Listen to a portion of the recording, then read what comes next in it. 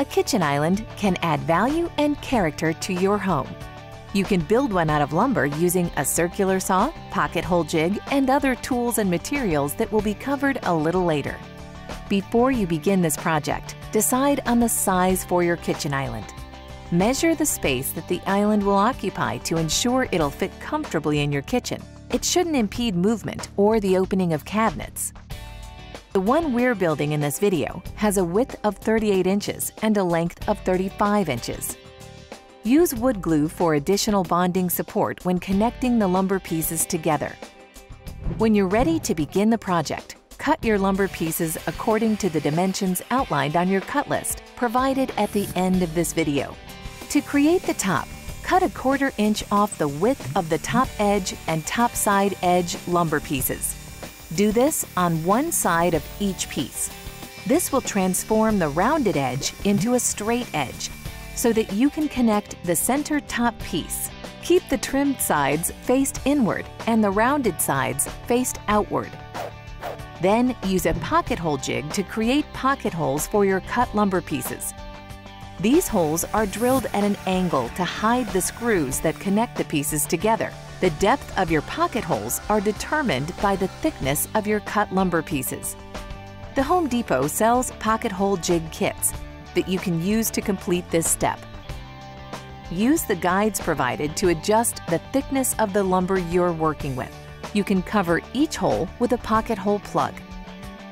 Be sure to follow the complete instructions provided by your manufacturer when using any pocket hole kit.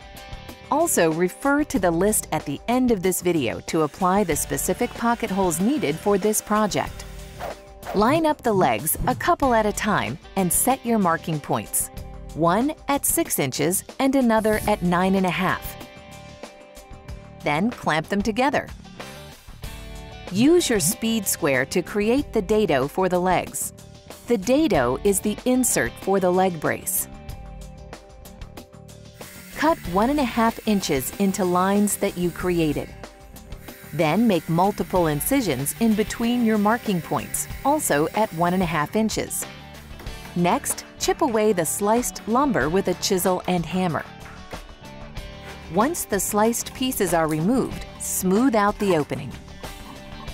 Insert the leg braces into the dado and confirm they fit snugly and evenly. Disassemble the parts, then lay 2 of the legs flat with the dado facing up. Apply glue to the dado and leg brace and connect them together.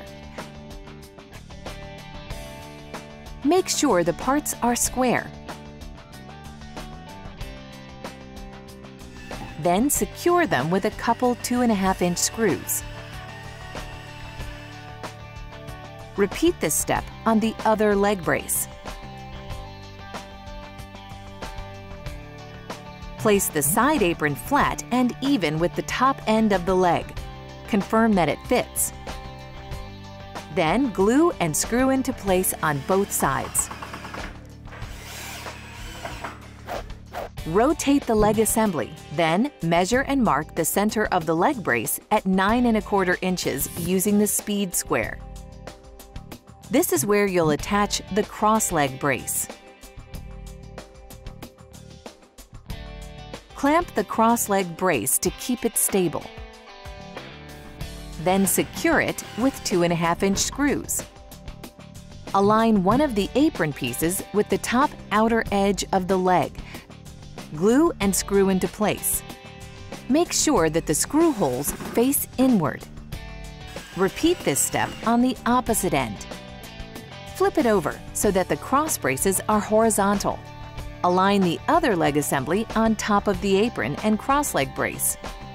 Glue and screw into place. Measure in between the legs to confirm that the notches in the shelf are even. The sides should be 20 inches and the front and back should be 29 inches. Next, measure and cut the notch edges off the shelf. Remove 3 5/8 inches by 1 3/4 inches from each corner. This will allow you to set the shelf in the center of the frame assembly with a 1/8 inch gap around the legs. Lay the shelf in place with 1/8 inch corner gaps. Secure the shelf and legs together. You may have to prop up the frame assembly so that you can drill 1.5-inch screws into the pocket holes. Then set aside. Now it's time to assemble the top. Align the top edges and top side edges with the center top. The pocket holes should face upward. With the added support of wood glue, clamp and screw the pieces together. Next, flip over the top and sand it to create a smooth surface. Wipe it clean. Do the same for the leg assembly. With the top face down, flip over the leg assembly and attach it to the top. Ensure 1 inch extends around the base of the leg assembly. Then, screw the leg assembly and top together. You do not need to glue these parts. The pocket screws around the base will keep them secure. Carefully flip over the leg assembly so that the island sits upright. Finally, you can apply a wood finish or a conditioner to help protect the appearance of the wood and reduce wear and tear. Once dried, transport the island into the kitchen and enjoy the newest addition to your home decor. Here are all the materials you'll need to build your kitchen island.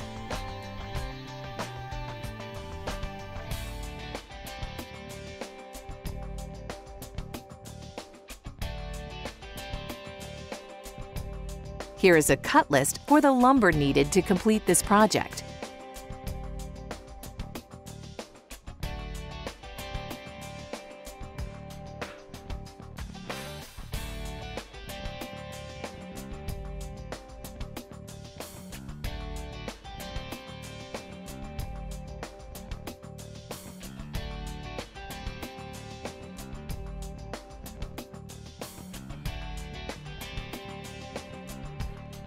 Drill these pocket holes at the following measurement points with the cut lumber pieces positioned vertically. Drill these pocket holes at the following measurement points with the cut lumber pieces positioned horizontally.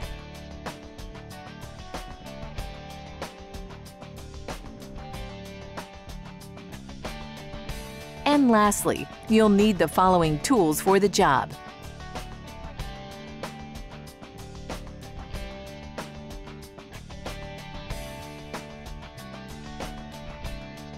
For more detailed information about this and many other projects, check out the DIY Projects and Ideas section of HomeDepot.com or talk to one of our store associates.